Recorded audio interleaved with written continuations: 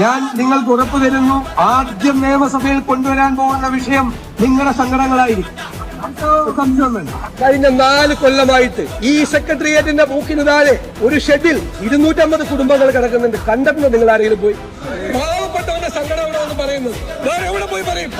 നിങ്ങളെ പോലുള്ള മന്ത്രിമാര് ജില്ലയിൽ ഉള്ളതുകൊണ്ടാണ് ആ പാവങ്ങൾ ഇപ്പോഴും സിമന്റ് കോടതി കിടക്കുന്നു. ഞാൻ കൈകൾ കൂപ്പി നിങ്ങളോട് പറയുന്നു, ആ തീരപ്രദേശത്ത് താമസിക്കുന്ന ആ 250 കുടുംബങ്ങളെ നിങ്ങളൊന്ന് പുനരധിവസിക്കും. കേരളത്തിലെ പ്രതിപക്ഷം സമരം ചെയ്യുന്ന ആ പാവപ്പെട്ടവരുടെ കൂടെയാണ്.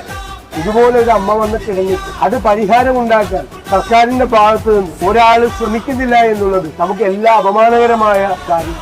എൻഡോസൾഫാൻ വിഷയം നിർബന്ധമായും ഞങ്ങൾ നിയമസഭയിൽ കൊണ്ടുവരും. ഇവിടെ ആരാണ് ഈ ഇരകളെ ഉണ്ടാക്കിയത്? ഇവിടെ സ്റ്റേറ്റാണ് സാർ. കണ്ണീരോടെ അല്ലാതെ നമുക്ക് ആർക്കും അവിടെ നിന്ന് ഇറങ്ങാൻ കഴിയും സാർ. അടിയന്തരമായി ഒരു മനുഷ്യത്വപരമായ പ്രശ്നമായി ഇതിന്റെ ഇടപെട്ട് നീതി നിഷേധിക്കരുത് എന്ന് ഞാൻ വിനയപൂർവ്വം അഭ്യർത്ഥിക്കുന്നു. കർഷകരുടെ തലയ്ക്കുമീതെ ഇടുക്കി പോലെ പെയ്തിറങ്ങുന്ന ഒരു തീരുമാനം ഈ സംസ്ഥാന ഗവൺമെന്റ് എടുത്തു. 2.5 ലക്ഷം ഹെക്ടർ സ്ഥലമാണ്. കോട്ടയം എരുമേലിയിൽ ബഫർ സോൺ സമരം നടന്ന ഏഞ്ചൽ വാലി, പമ്പാവാലി എന്നിവിടങ്ങളിൽ പ്രതിപക്ഷ നേതാവ് വി ഡി സതീശൻ ഇന്ന് സന്ദർശനം നടത്തും. പട്ടയം കിട്ടിയ ഭൂമിയില് കരം അടച്ചുകൊണ്ടിരിക്കുന്ന ഭൂമി അത് വനഭൂമിയായി. ഇത് തർക്കത്തിന് വേണ്ടി പറയുന്നതല്ല. മന്ത്രിസഭ എടുത്ത ആ തീരുമാനം റദ്ദാക്കി ബഹുമാനപ്പെട്ട മന്ത്രി ഒന്ന് വിഷ്വലൈസ് ചെയ്യും. നമ്മുടെ കുടുംബം ജീവിക്കുന്ന ഒരു പ്രദേശത്താണ് ഇതുപോലെ ആനയും കടുവയും കാട്ടുമൃഗങ്ങളും ഇറങ്ങിയിരിക്കുന്നു. കുഞ്ഞുങ്ങൾക്ക് സ്കൂളിൽ പോകാൻ കഴിയുമോ? വീട്ടുകാർക്ക് പുറത്തിറങ്ങാൻ കഴിയുമോ? ഞാനിത് രാഷ്ട്രീയമായിട്ടുള്ളൊരു വിഷയമായിട്ടല്ല അവതരിപ്പിക്കുന്നത്. ചങ്ക് പൊട്ടിക്കൊണ്ടാണ് പറഞ്ഞത്.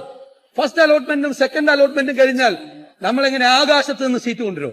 10,000-കണക്കിന് കുട്ടികൾക്ക് പഠിക്കാൻ പറ്റാത്തൊരു സാഹചര്യം ഇന്ന് സംസ്ഥാനത്തുണ്ട്. ഒരു ജില്ലയുടെ മറ്റേ അറ്റത്ത് പോയി കുട്ടികൾക്ക് പഠിക്കാൻ പറ്റുമോ?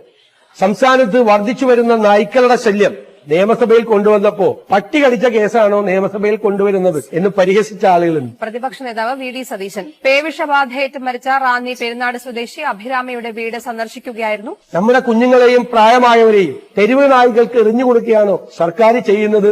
16 വയസ്സുള്ള ഒരു സ്കൂളിൽ പഠിക്കുന്ന പെൺകുട്ടി പട്ടാപ്പകൽ നടുറോട്ടിൽ വെച്ച് ക്രൂരമായി അധിക്ഷേപിക്കപ്പെടുകയും ആക്രമിക്കപ്പെടുകയും ചെയ്ത ഒരു സംഭവം. സർ, ആ വിഷയം, സ്ത്രീ സുരക്ഷയെ സംബന്ധിച്ച ഒരു വിഷയം ഈ സഭയിൽ ചർച്ച ചെയ്യാൻ പറ്റിയില്ലെങ്കിൽ എന്തിനാണ് സ്ത്രീധന പീഡനങ്ങൾക്കെതിരെ ക്യാമ്പയിനുമായി പ്രതിപക്ഷ നേതാവ് വി ഡി സതീശൻ. ഉമ്മയുടെ കൂടെ കിടന്നുറങ്ങിയ 5ഉം 8ഉം വയസ്സുള്ള കുഞ്ഞുങ്ങളെ എടുത്തുകൊണ്ടുപോയി പീഡിപ്പിച്ചു കൊല്ലുക.